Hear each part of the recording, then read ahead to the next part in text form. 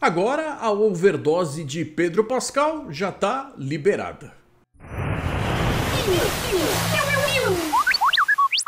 Salve telanautas, eu sou o Heitor Teixeira e tô aqui com o Cantinho Star Wars para falar com vocês a respeito do primeiro episódio da terceira temporada de O Mandaloriano, com o episódio O Apóstata. Mas esse papo de apostasia, o que significa? Na verdade é como se fosse uma espécie de abandono, afastamento de um determinado credo, que justamente aconteceu com o Din Djarin, o nosso Mandaloriano do título, quando ele tirou o capacete para mostrar a cara dele pro bebê Grogu, antes de entregar ele pro Luke Skywalker.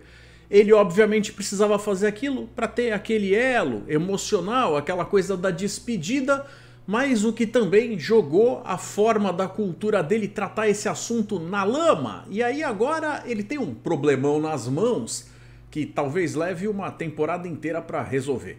Vamos ver. Eu achei esse episódio muito bacana, mesmo que tendo uma ação aqui, outra ali espalhadas, ele tenha sido de ritmo um pouco morno, mas ele serviu para poder matar a saudade do hiato desses basicamente 2 anos, desde que a gente não via o personagem na série própria.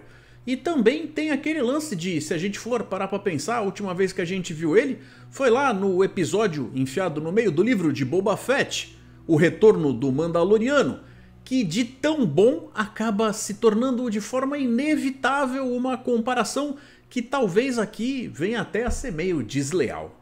Vou fazer uma pausa rapidinha pedindo para vocês o básico porque é muito importante para o canal. Eu preciso que vocês tenham aquela forcinha para a gente continuar se mantendo relevante e ter a oportunidade de chegar em mais gente, mais interessados. Então deixem o seu like, comentem, participem das atividades do canal para poder manter o algoritmo satisfeito e achando que o nosso conteúdo é super relevante, porque na verdade ele é. Então, a partir desse ponto aqui, fiquem sabendo, eu não vou segurar a língua, vou falar das coisas que acontecem totalmente em ritmo de spoilers, então estejam avisados aí. O episódio começa com mais um jovem recebendo o seu ponto de entrada dentro do credo, quando ele vai ganhar o seu capacete naquele ritual que deveria ser algo muito simples, com ele recebendo as palavras de sabedoria que mostram qual é o caminho dos Mandalorianos. Mas não é que de repente a coisa é interrompida pelo ataque do bichão sinistro e aquilo que deveria ser uma coisa bem cotidiana, quase que terça-feira à tarde, se torna num momento de caos ali com todo mundo correndo, cada um pela sua vida, lutando no melhor estilo dos Mandalorianos, e a situação só se acalma, só se resolve com a chegada do Naboo Fighter do nosso Mandaloriano favorito e reluzente, quando ele chega mostrando a que veio ali o seu navão tunado. A armeira, que funciona mais ou menos como uma espécie de líder, talvez meio até espiritual ali pra galera, aquela cola que une as pessoas diferentes, uma conselheira talvez, recebe ele de uma forma meio desanimada, porque aos olhos dela ele tá se tornando um pária desde que ela ficou sabendo que ele tinha removido o capacete. Então ela não necessariamente não aceita conversar com o cara, por consideração, aquele papo todo. Mas ela deixa claro que, tipo, por enquanto você não é necessariamente um de nós. Não sei se chega a ser visto ali como persona não grata, mas ela não vai tratar como um igual. Mas é exatamente por esse motivo que ele tá lá, porque aquilo é importante pra ele, ele quer se redimir, quer voltar a estar nas graças do pessoal, da patotinha. E aí ele propõe aquilo que a gente já sabia que ele deveria fazer, mas provavelmente ele tá aí num processo de preparação psicológica, tentando separar as coisinhas lá pra viagem dele, pra fazer o acampamento, pra ir visitar o tal dos laguinhos, dos riozinhos lá onde ele tem que se banhar. E aí a gente vê que eles estão discutindo justamente esse papo de será que o tal lugar ainda sequer existe? Porque a última coisa que eles sabem é que a superfície do planeta foi bombardeada de tal forma que muito provavelmente aquilo é uma pedra estéril e tóxica.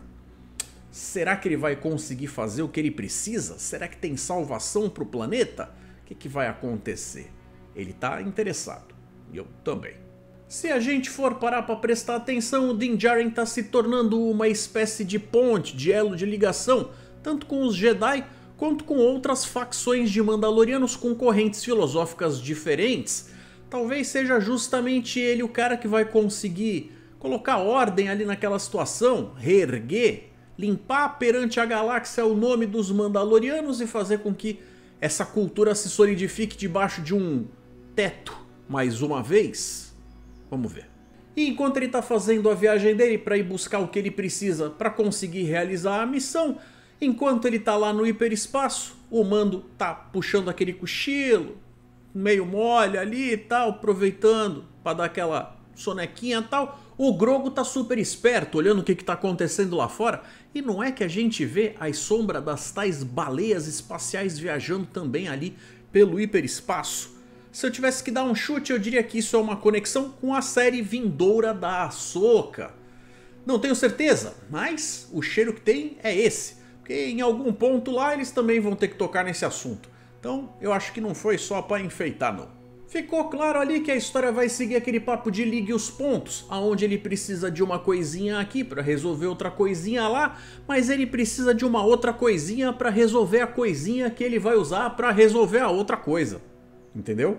É nessas então que ele acaba fazendo uma visita pro amigo Greef Karga e vai lá pedir meio que a carcaça do IG-11, que tinha sido dado como, se não morto, pelo menos, talvez, permanentemente desativado.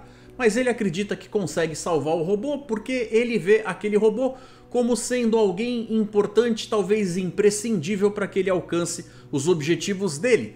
Lembrando que lá no começo, nos primeiros episódios, tinha ficado muito claro que ele não curtia os droids, que ele não tem um carinho muito grande por eles, até por causa daquela infância turbulenta e todos os traumas de quando ele era uma criança no meio daquela batalha, aquela coisa toda. Mas este droid específico provou que era sim confiável e talvez algo ali no seu circuito alterado pudesse ser considerado como uma amizade, talvez. Ele vai tentar fazer o possível para fazer essa coisa acontecer, trazer de volta ali o suposto amigo, e é aí que entram os Azelians, aquela galerinha que seria da mesma espécie do Babu Frick, que aparece lá nas sequels, que eu nem vou me dar o trabalho de falar mal delas, porque é uma trilogiazinha ruim, viu?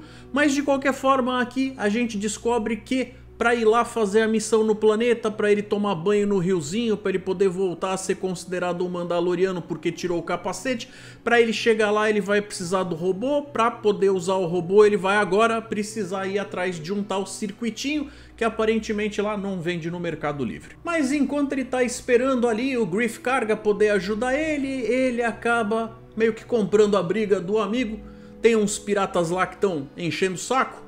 Ele acaba tipo fazendo parte da situação, atira em meia dúzia, eles deixam o piratinha ir embora e aí fica aquele negócio, é bem evidente que daqui a pouco ele vai voltar aí pra pentelhar, pra encher o saco, mas por enquanto fica só plantado que vai ter mais alguma coisa pra fazer, tanto ao longo desse episódio quanto nos próximos que vão vir. E depois de um bom papo com o Greef Karga, colocando uma noção do que foi que aconteceu, pegando ali um recapitular do tempo perdido entre os amigos, ele chega no momento onde fala, tô indo lá, vou visitar a Bo-Katan, ele vai dar o salto pra lá e quem tá lá fora são justamente os piratinhas que vão vir cobrar aquele papo de mas você atirou na gente, agora é nossa vez, você acha que você vai sair impune e tal, aquele negócio todo.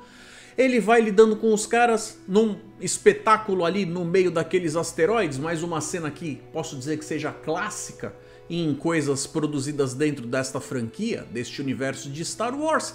Até que aparece aquela nave grandona, com uma versão staronesca de um Dave Jones ali da vida, e ele olha com aquela cara de agora não tenho tempo pra isso e zarpa. Na sequência então ele chega lá no tal planeta, num palácio mandaloriano e vai trocar uma ideia com a Bo-Katan, que também recebe ele, meio desanimada, com aquela cara de fala aí, o que tu quer? E a gente descobre que ela tá daquele jeito porque desde que ela perdeu o sabre negro pra ele, perdeu entre aspas, porque ele não necessariamente tirou dela, ele ganhou ele do Moff Gideon, que quem tinha que ter vencido o Moff Gideon era ela. Mas de qualquer forma ela não tá com o negócio, aí ela acaba perdendo a lealdade da galerinha que tava sob o comando dela. Então ela também, do mesmo jeito que a armeira não trata ele necessariamente mal, mas tratar ele sem vontade, tratar ele meio de qualquer jeito, naquelas de tanto faz como tanto fez, a vida não faz sentido, coisa chata, pá. Ele comenta com ela, então, putz, aí ó, tirei o capacete e tal, que ela vê aquilo como uma besteira, tanto que na cena ela tá sem, mas pra ele é importante, ele fala, tô indo lá no planeta, preciso ir no tal lugar. Ela faz aquela cara de, meu, mas que besteira, que ela já não concorda com a forma como o credo dele acontece, mas faz o seguinte, já que tu quer ir, né, ela dá até o endereço, deseja boa sorte, naquelas de... Se você tá dizendo que ir lá vai resolver alguma coisa, já aproveita ver como é que tá a situação lá. A gente vê que eles dão essa explorada justamente em ver, será que o lugar no fim das contas não está necessariamente aquela rocha estéril e tóxica? Podia ser uma boa, um lugarzinho bacana, dar uma passadinha de máquina VAP, empurrar o lixo pro lado, quem sabe até não dá pra fazer ali uma casa de veraneio. No fim das contas, mesmo tendo sido um episódio bastante curto, ele teve bastante coisa acontecendo, apesar de o lado burocrático que eu citei ser um pouco por causa disso, porque ele é um começo de temporada onde ele faz algumas propostas que ficam plantadas aqui para ir sendo resolvidas aos poucos ao longo do contar dessa história e tudo mais. A série Andor acabou elevando a barra da expectativa e da qualidade lá pra cima, o que faz com que a gente tenha uma cobrança diferente aqui, apesar de O Mandaloriano, desde que estreou, seja a série que mais me agrada em termos de tom dentro da franquia Star Wars.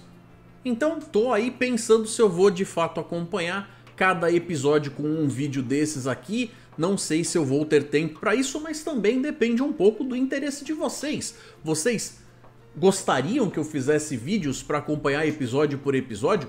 Demonstrem esse interesse deixando o like de vocês e comentando.